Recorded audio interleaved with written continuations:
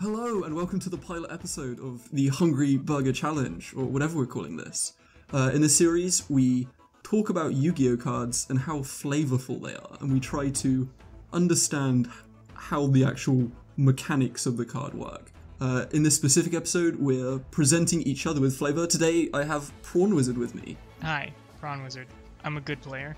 But yeah, I've been pretty vocal about hating the vast majority of Yu-Gi-Oh flavor. It hardly ever makes sense. Dandelion's a good example because it feels like a dandelion, you know? Like when you blow on a dandelion, its seeds go everywhere, so it makes a lot of sense. The cards we're going to show, I have no idea. And the game that we're playing is we each have 3 cards that the other person doesn't know about, and we're going to show them the card, and they're going to try to explain how it could possibly make sense. So you want to go first? The card I've got for you is Ronin Toaden. There are 3 things going on here, right? And you've got to justify each of these 3 things. Okay. Why can't it be used as synchro material? Okay, well, it's a samurai frog, so I've got that to work with. Well, a Ronin is someone who was a samurai, but is no longer a samurai, I think. Is it a foreign samurai? I think, let's put the definition of Ronin on screen for everyone. A wandering samurai who has no lord or master. That has informed me. Okay. I guess. Well, it counts as Death Frog on the field, so. Why does it count as Death Frog? Just a frog. If it was a ninja, I could understand, because he's sort of like impersonating Death Frog. Why does he banish frogs? See, this is why I hate Yu-Gi-Oh flavor.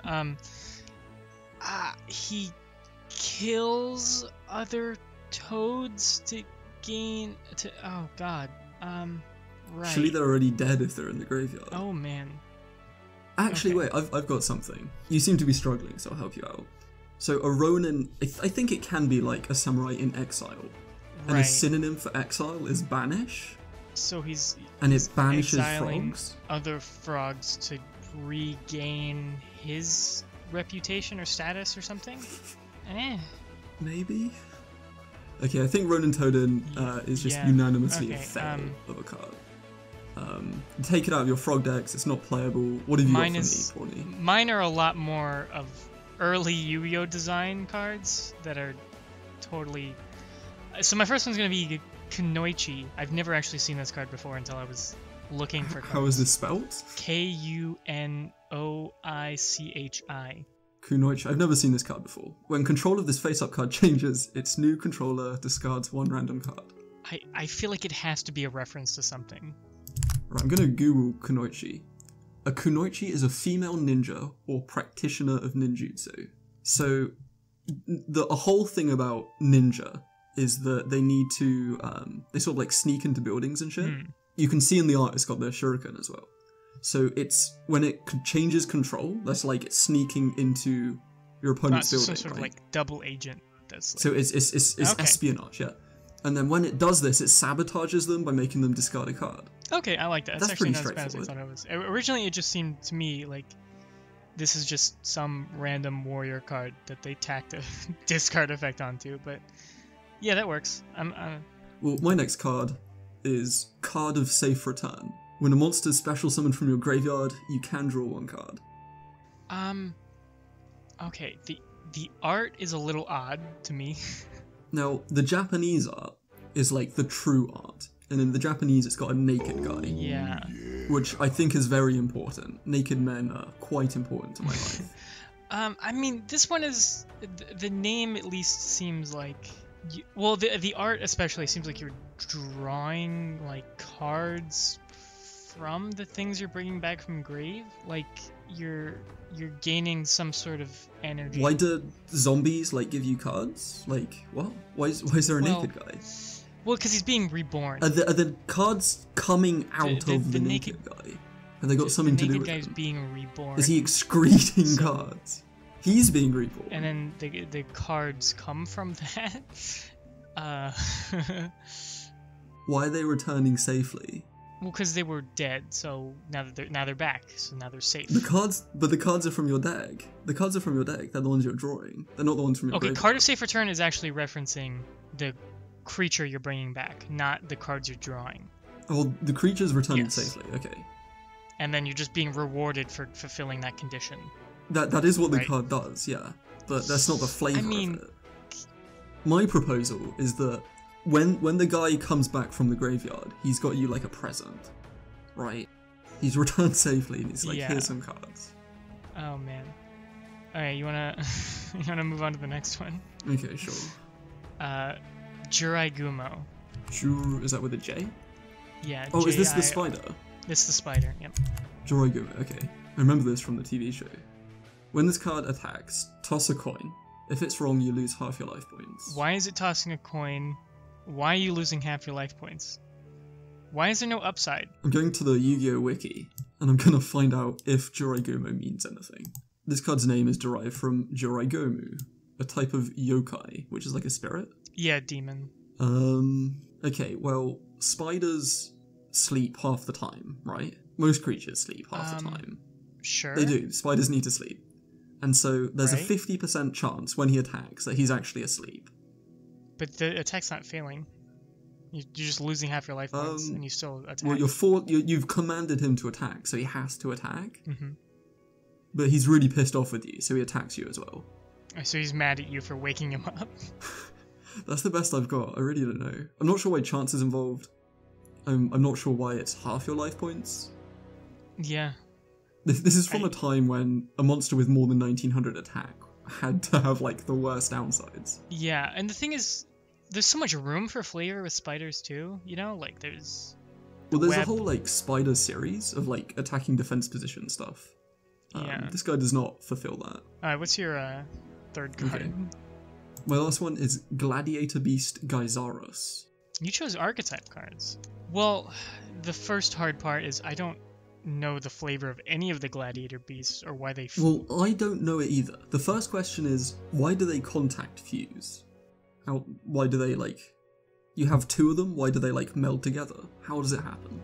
Are they... Yeah, they seem to be... They're already like hybrids too, and then they fuse and become like even more hybrid.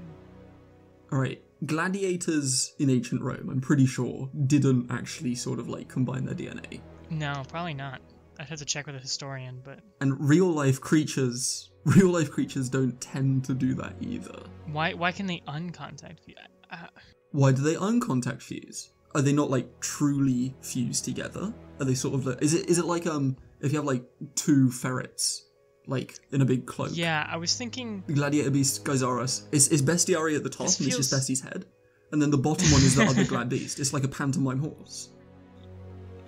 the way Union monsters should have been, almost, you know, where like they can, because most Union monsters were like, Why are gladiators or beasts union monsters? well, no, That wouldn't because make sense either. in if they were, I don't know, because okay, Bestiary is a thing. He just looks like a bigger Bestiary too. He doesn't look like maybe just Bestiary from a. We're talking just like Yeah. thick armor. Maybe okay. Here's what it is. No, I got it.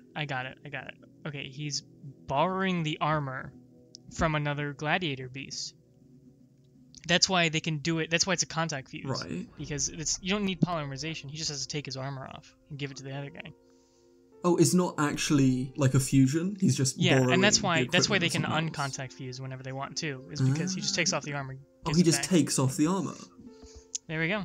Right. Okay, that's quite Solved good. it. That's quite good. Okay. My last one is Chewbone. Chewbone. Oh, this is the Yeah. dinosaur thing, right? Yeah. So why is it a flip effect? You get 3 Chewbone Junior tokens. What is flipping? Like, I understand. Alright, morphing jar makes sense when you flip it, because it's like you're turning a jar upside down. That's my explanation for, like, jars. That's reasonable. So I think flipping is physically, like, flipping the creature, right? So when Magician of Faith gets your spell card, you're, like, holding her by the legs and, like, shaking her, and then, like, a spell comes out of a pocket, right? With Maneater Bug, it's like a trap, you know? He's like hiding, and then you like, yeah, he gets ya. Okay, that's true. That's Chewbone. true. Chewbone, I think. I don't know what he's doing. Maybe Chewbone. I think the red thing on the top looks a bit like a bow, right? Like Minnie Mouse. A little bit. Okay, which means it's actually Mrs. Chewbone. Okay. And so Mrs. Chewbone had like 3 Chewbone babies inside of her. She was like a pregnant zombie dinosaur. And so when you flip her upside down and shake her a bit, and then like the baby Chewbones just like come out. But on your opponent's field. Yeah, well, I mean, you're shaking a fucking pregnant woman. Okay. Obviously, you can't aim them very well. That's the best I've got. Have you got an explanation? I have absolutely none. It's such a. I don't even know, like, flavor's cool on top of cards, but I don't actually know why you would design this card at all. I don't know how you come to this. I think this is what happened. Or here's what this actually was. This is actually card art for a totally different card.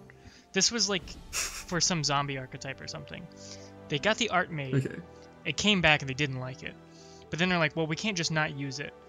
So they called it Chewbone and then tacked on a card's effect. They wanted this effect too. They wanted like a card. Why do they want this effect though? Why do they want to give your opponent tokens? Yeah, they just wanted to make a card that was flip, give your opponent 3 tokens. So then they were like, okay, we have this shitty art we don't like. Let's just call it Chewbone, give it this effect we don't know where to put anywhere else. I don't even understand the name Chewbone. Is Chewbone like some sort of weird I think it's supposed to be a pun, because he's supposed to be like a dog, and dogs chew on bones. Okay. It's not great. Oh, and because it's like the wrong way round, right? Dogs chew on bones, and this is made of bones, and it chews on dogs. Yeah. That's why it's a flip monster, because it's the wrong way round. And it summons them to your opponent's field, because that's like the wrong way round. That's a stretch. Is that the flavor? But I'll take it. It's creative. Well, I think that's the best we could do. Comment down below if you enjoy the series and if you have any good card suggestions for future episodes. Yeah, Yu-Gi-Oh! Is full of terribly flavored cards, so... I enjoy some of them. Anyway, until next time, stay groovy.